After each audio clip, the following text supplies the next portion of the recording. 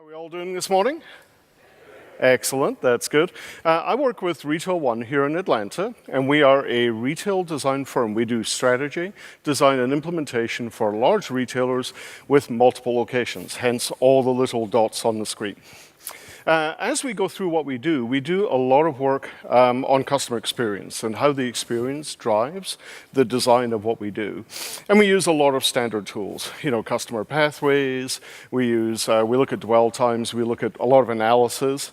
But the one thing that we have to remember in physical retail, which is the space that we work in, is really how to engage the senses. How do we take what we're doing for the customers and really think about what people are hearing, what they're seeing, what they're touching, scent, really all of the senses that we have as human beings, particularly in retail arenas where tactility is important, where fit is important.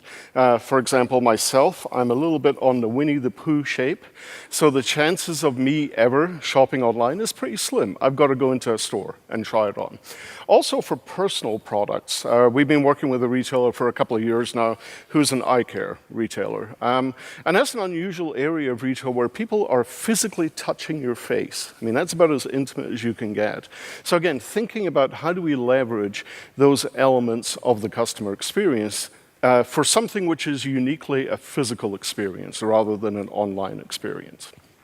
So the relationship development that we're doing, we think a lot about the eye contact, the handshake, the listening, and the personal curation. And again, think about all of the different demographics that we have to work with in each one of those tools that we have to work with.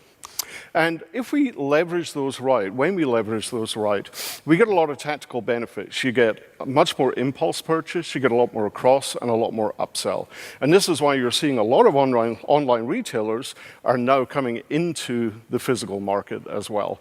But the biggest thing that you get, the thing that really makes a difference, is the deepening of the customer relation, the ability to really build a strong relationship with that customer.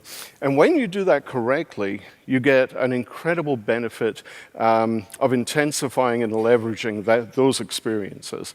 And one thing we do is we do a lot of analysis of where the touch points are. It's almost like automotive design, if you think of that. The things that you're touching in the vehicle are the things that are focused on. It's the same in retail, physical retail design as well. What are the touch points?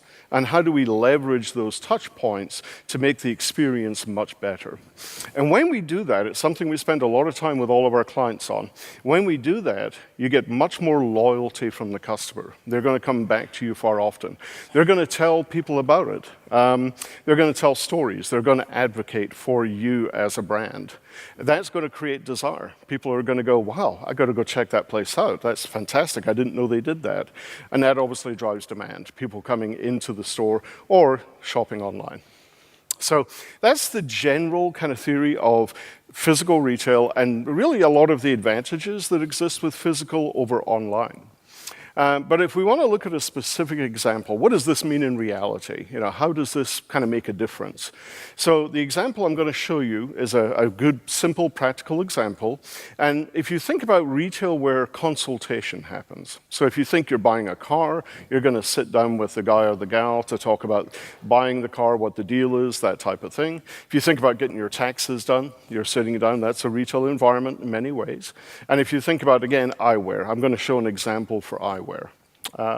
So with this, there's a thing that we call the dyadic relationship, and I'm going to talk about this a little bit more in a second, but first of all, the standard relationship that exists for those interactions, for those experiences, are across the desk. I'm the associate, I'm on my side of the desk, I have my picture of the kids, I've got my bigger chair than you, the customer, have. I have my defensible space. You can't come into my space.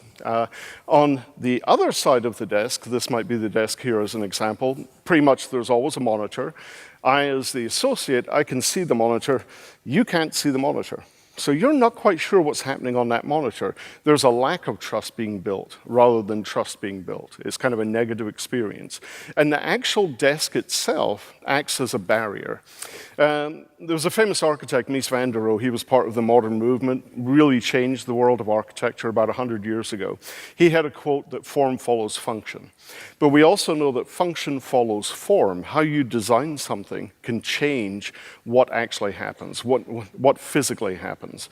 And in this case with this desk, we're going to move away from that traditional model, different sides, barrier, my defensible space, you're not in it. You're on a sled chair, by the way. I've got a really nice fancy spider leg chair that I can swoop around on, and because I'm more powerful than you are. Oh, and by the way, you're also looking at the back of the monitor. Kind of nasty, all the cables and stuff. What we're going to do instead is we're going to kill that model, and we're going to come in and say, from a physical design perspective, how do we improve the experience? Well, we're going to use this dyadic relationship development.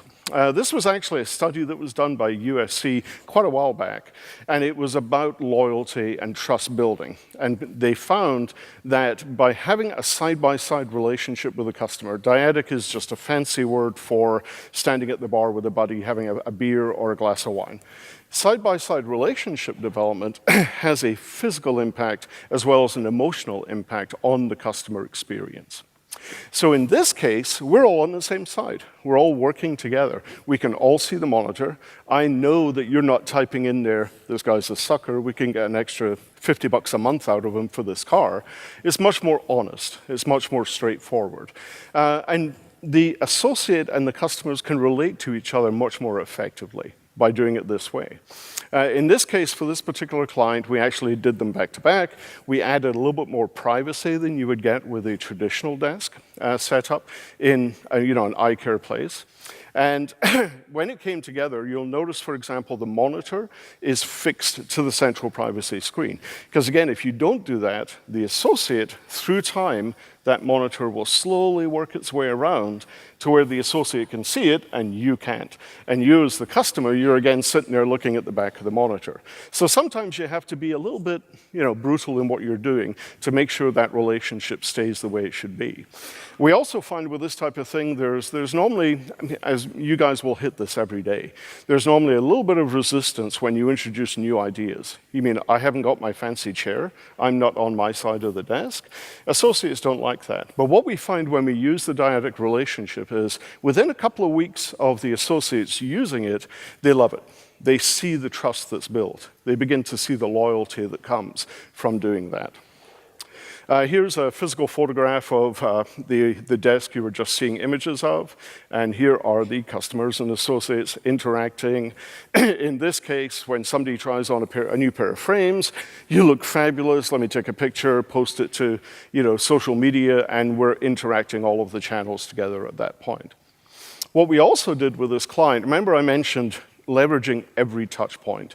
So you have to analyze and look and see, how do we make each touch point better? How do we get people to tell stories, to advocate?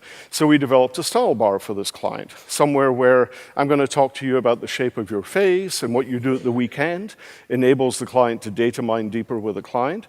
But also, most customers have never had that experience, somebody asking those questions. So you're going to tell stories about that when you go home, when you go out with your friends. Same with the delivery experience. We wanted that to be truly unique. I mean, you're now getting your new frames. It's exciting. You look fantastic. So we have this Hollywood experience. Photos being taken. I mean, it really works well and really builds that loyalty. But really, the big picture in all of this is we need to come up with intentional, consequential solutions. We all kind of have a responsibility in the industry that we're in, not just to come in and lipstick the pig. By the way, one of my favorite pictures ever. I think it's a great picture. We don't want to just lipstick the pig, we want to reinvent the pig and really take what we're doing to the next level and do something that's really going to have a consequential effect on our clients' businesses and take them to the next level. And one of the privileges that we all have is that we get to invent the future, and we get to do it every day. And that, to me, as I'm sure you guys feel as well, is incredibly exciting. And we're really privileged to be allowed to do that. So, thank you very much.